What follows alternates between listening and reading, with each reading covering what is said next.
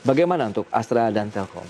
Ya, jadi kalau untuk Astra dan Telkom ini memang cocok ya buat teman-teman yang mungkin ingin trading ataupun buat teman-teman yang ingin investasi jangka panjang, ini memang masih cocok untuk dua-duanya kalau menurut saya. Karena ya tadi kalau kita bicara soal valuasi ya masih masuk akal gitu ya, masih fair lah, belum semahal kayak misalkan Arto tadi. Jadi masih risikonya masih jauh lebih rendah dan potensi upside-nya juga masih cukup besar ya untuk di Astra maupun Telkom.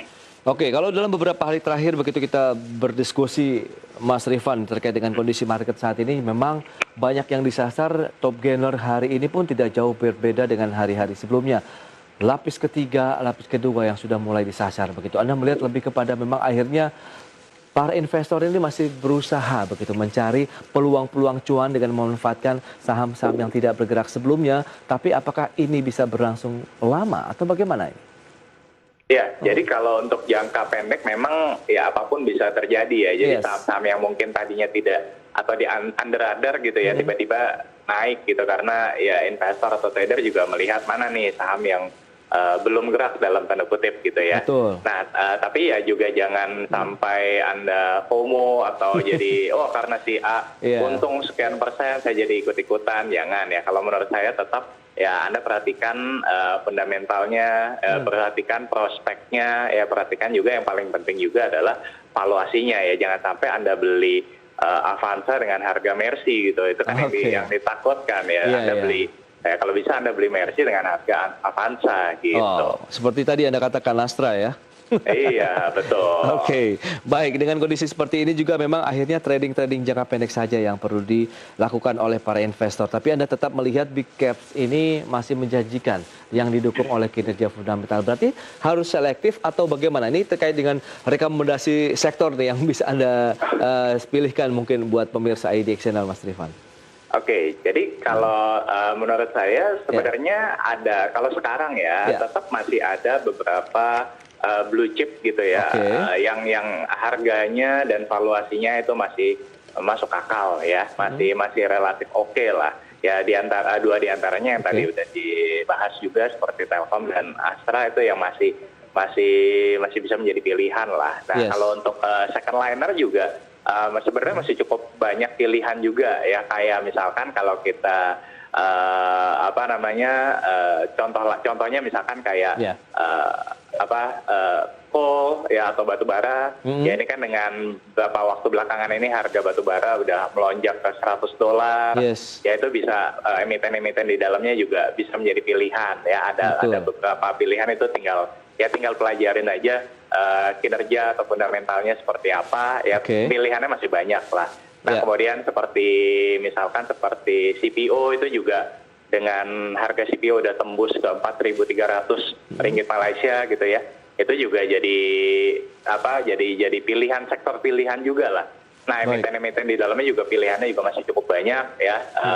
Ada misalkan kayak LSIP, AALI, SIMP, TBLA itu juga bisa jadi pilihan juga lah untuk pilihan investasi gitu. Jadi ada coal, kemudian ada CPO gitu ya, dan kemudian tadi otomotif juga dengan kebijakan pemerintah ya, ini juga saya optimis akan mendorong kinerja otomotif di tahun 2021 ini. Terlihat dari data penjualan wholesale ya selama bulan Maret kemarin juga udah meningkat juga cukup signifikan.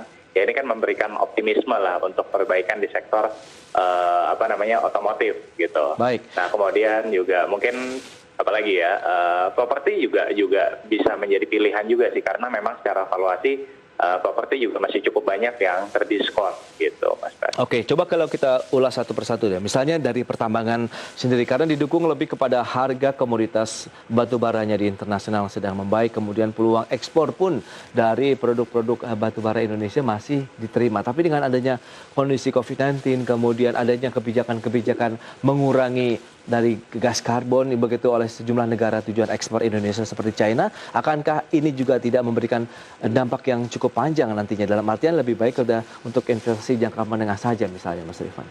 Iya, jadi memang kalau kita bicara untuk coal, memang tidak bisa dijadikan sebagai sarana investasi yang jangka panjang. Jangka panjang dalam artian misalkan di atas 5 tahun gitu ya. Karena kalau kita bicara siklus batu bara, ya itu juga rata-rata ya 2 tahunan lah kurang lebih. Jadi kayak misalkan kemarin 2016, 2017 bullish ya kan harga batu bara. Tapi begitu 2018 kuartal 3 atau semester 2 udah mulai turun lagi gitu. Jadi mungkin time frame-nya ya sekitar mungkin 2 tahunan lah ya mungkin. Gitu. Tapi momentumnya tepat tidak kalau masuk di sekarang untuk kita keep paling tidak 1 atau misalnya 2 tahun seperti yang Anda sarankan?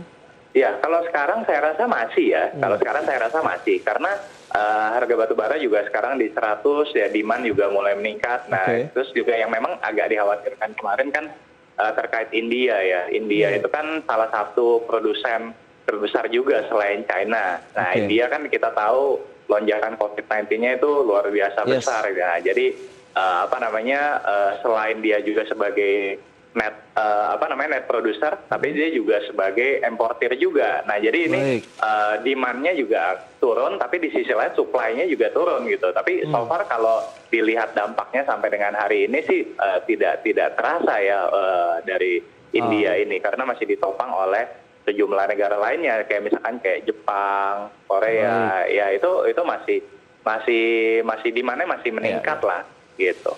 Itu berarti batu bara masih menjanjikan lah ya dengan beberapa emiten yang mungkin sekarang sedang mengalami tekanan jual juga seperti ITMG, Adaro, kemudian PTBA. Justru itu adalah peluang kita untuk mengambil posisi beli. Iya, untuk ITMG, Adaro, PTBA itu juga bisa menjadi pilihan ya karena memang secara valuasi juga masih murah ya, apalagi kalau misalkan kita memang kuartal 1 2021 kemarin sejumlah emiten ya seperti Adaro, PTBA itu sudah merilis laporan keuangan ya, dan sebenarnya hasilnya belum terlalu memuaskan gitu. Tapi kalau saya rasa itu akan mulai terlihat dampak yang benar-benar signifikannya itu di kuartal 2 nanti. Oke, di kuartal kedua ya. Baik, itu dia untuk call. Untuk CPO-nya sendiri bagaimana? Ya, untuk Singkat CPO saja. juga sama.